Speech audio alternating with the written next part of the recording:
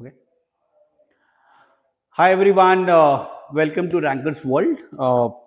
Today we are come up with a concept on geometry, and the idea was to go for a next session, and that is of a series of a session where we are handling the concepts. When we hear geometry, the most of the time I've heard from the kids saying it is too theoretical, but it shares the major part of the aptitude, and you need to understand aptitude is more of way of solving the question, and it's only a conceptual thing. And my teaching experiences share geometry is too logical, so we'll take some time out to understand how logical it is. And so let's do something called geometry as a concept. Geometry begins with the point. This point has only one parameter, that's called angle. Nothing else is there. So you'll see the point has only angle, and that angle is of 360 degree. No area, no length. You drag a point, you get a line. What happened to this? I added another dimension to it. I got a line as a length, as a newer parameters, and my angle is divided in two parts, which was earlier 360 degree. Now the top part is 180 degree and the bottom is also a 180 degree. What will happen after one line? I can say I can have a two line concept, but the two lines not necessarily seen like this. It can be seen like when they are parallel. What is happening to that angle? You look at it, what 360 degree was there at the point. When the line was dragged 180, 180, the moment I have drawn a two lines, if it is transverse, I say if it is alpha, if it is beta, then again the summation of alpha plus beta is 180 degree, because at the end of the day is the one part of a line, and this alpha will be also equal to alpha. That's a concept of opposite angle, and the beta again equal to this. So ultimately what I did, out of 360 degree, 180, 180 was there, and then again that 180 was bifurcated in alpha and beta. What happened when we have a parallel line? We say the perpendicular distance between the parallel lines remain the same irrespective of a line if you have a 90 degree, but there is a concept of alternate angle or a corresponding angle. It says if this part is alpha, this part is also going to be alpha, or I can say because there's an opposite angle, I can make it alpha like this. So ultimately what we found here can be similarly can be seen at this place also. If it is beta, this is going to be beta, and if this is a beta, this also part is going to be beta. Then I can write alpha here and beta here. Nothing different than this. One thing you can do, you can drag this line, you get a same parallel line here. So I have a line here, you drag it down. Whatever angle you have seen here, this angle will actually come to this place. So whatever we are describing on this portion of it, it is going to be alpha. Again, this is going to be alpha. This is going to be beta. This is going to be beta. So ultimately what we try to figure it out, how that 360 degree will be distributed along the lines. What major things can happen? If I have a line more than 3, I may have a series of parallel lines, and I can draw a transverse line to it. What it comprises? Obviously, I can apply all the angles concept here. Within the two parallel lines, I can use the same concept in more than two. So don't worry whenever the questions comes in this category of it. But yes, one thing it gives, either lines are there, and if I draw another transverse lines here, and if this intercepts are x1, x2, x3, x4, if this one is going to be y1, y2, y3, y4, It is a very famous relation. It says, in between parallel line, if you draw any transverse line, irrespective of what angle they are made, their intercepts are going to be in the ratio. So x1, x2, x3, x4 is going to be in the ratio of y1, y2, y3 and y4. So I just added to it because of we were discussing more of an angle side of it, but the intercept also comes in the part of it. In discussion of parallel lines, we can use this. Now, if you try to move from next side of it, because we reached up to the two lines, think of a three lines in a space. Three lines in a space, non-parallels create a triangle. This is the first closed diagram. So in the closed diagram, you have a two kind of angles. One is called interior, other is called exterior angle. How you figured out interior and exterior? Probably you can work it like this. These are the nomenclature of triangle ABC. Interior angles will be seen like this. But for exterior, you need to do one thing. You need to drag one line and keep one existing also. So this is what called exterior angle of it. One existing AC and the extended side of C. This is called CX. This is going to be C. And now we need to understand what is the relation between an interior angle and exterior angle of a triangle. This is very famous for us to know. It is like A plus B plus C is going to be 180 degree. And how come it is 180 degree can be proved very easily. You draw a parallel line to the base. You see what happened.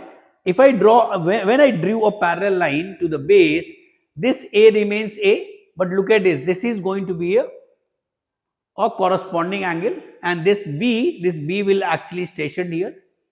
Look at this C will come at this space of it. So ultimately, A plus B plus C is just below the line. It is going to be a 180 degree. So what about exterior angle? So each and every side will be of exterior. Probably this is also going to be an exterior angle. It's going to be a BX. This is, if I can take entire of this is going to be a AX of it. So you can just work it out. One side existing and one extended side will make a exterior angle. You cannot say this is going to be exterior because both are extended one. These are equal to A. So exterior angle is an angle which is made by one existing side and one extended side of it, and it will have a three angles which is called AX, BX and CX. What about them? How we can use them into the calculation? So look at one set of it. What is C plus CX? C plus CX is a one line game. This is C, this is CX. It is going to be 180 degree. So can I say A plus AX is also going to be 180 degree? And B plus BX is also going to be a 180 degree. If I add all of them together, I can say A plus B plus C plus AX plus BX plus CX is going to be 3 times of 180 degree. And now this is already known to us. This is how much? 180 degree. You just subtract. So you will find AX plus BX plus CX is 2 times of 180, that is 360 degree. That is the summation of exterior angle of a triangle. But there is a very unique concept in it. What is that unique? We can work it out in a way. If I tell there is a wire with you and I want to make a triangle of it, what you will do? You will say, I can fold it at one place. It can go like this. And then I can fold this one and this way. And I can fold this part of it. It can go like this. So we say a wire can be folded 3 places to make a triangle of it. First folding is a CX. Second folding is AX, and because this was the head of it, this is going to be a BX of it. Ultimately, how you create a loop? You have a wire, you just take a head and connect to the tail, you can create a loop. If you connect it by folding three places, that will create a triangle. If I folded this line and the four part of it, that will make a quadrilateral. Then I can go for a 5 pentagon, 6 hexagon, and if I do it very slowly, and I'll say point is connected with the head, that is called a circle. Why I am explaining this? Because look at the fold. What I did with this head, I folded first, then second and third. Ultimately, what I did, I brought that head again to that same direction, and that shifting is called a 360-degree. So without doing any calculation, I would have said AX, BX and CX is going to be a 360-degree. And if you extend this concept, you can say summation of exterior angle of any polygon is going to be a 360-degree. Even the circle summation of all exterior angle.